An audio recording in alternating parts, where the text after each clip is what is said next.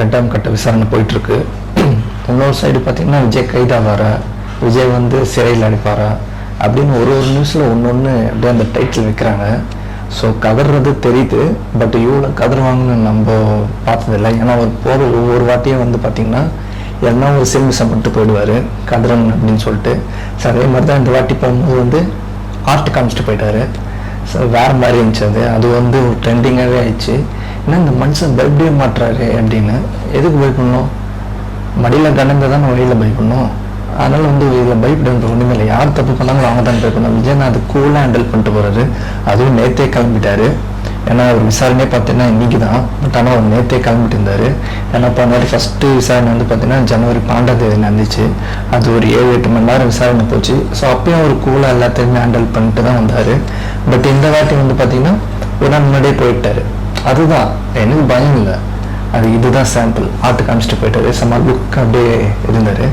ஆனால் இன்னொரு சைடு கதறாங்க அப்படியே. என்ன இந்த மனுஷன் சிக்கவே மாட்டார் பண்ணுறது. நம்ம ஏதோ பிளான் போட்டு வச்சோம், அப்படியே கூலாக போகிறது, எந்த ஒரு பயமும் தெரியல மூஞ்சில் அப்படி இப்படின்னு.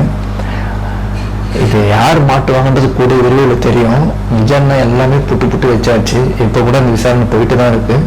ஸோ இதுக்கப்புறம் அவர் விசாரணைக்கு கண்டினியூ ஆகுமா இல்லை இவர் இன்னையோட இது விசாரணை கம்ப்ளீட் ஆகிடுமான்றது இனி இதுக்கப்புறம் தான் தெரிய வரும்.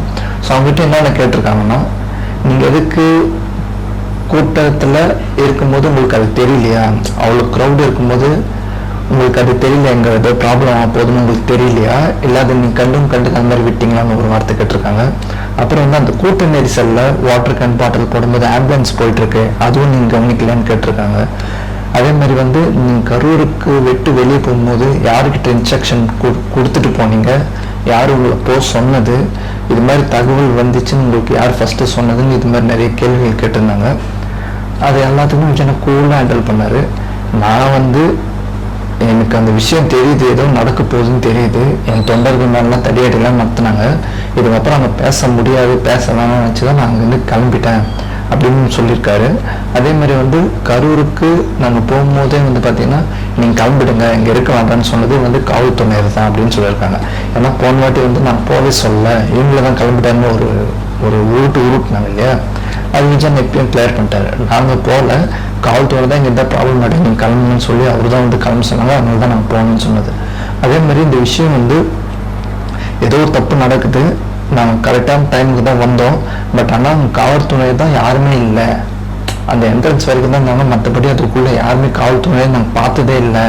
எல்லாமே வந்து எங்கள் நிர்வாகிகள் தொண்டர்கள் தான் இருந்தாங்களே. அதனால தான் அங்கே வந்து ஒரு ப்ரெஷர் போட்டு ஏதோ ப்ராப்ளம் ஆகிடுதுன்னு சொல்லிட்டு தான் நாங்கள்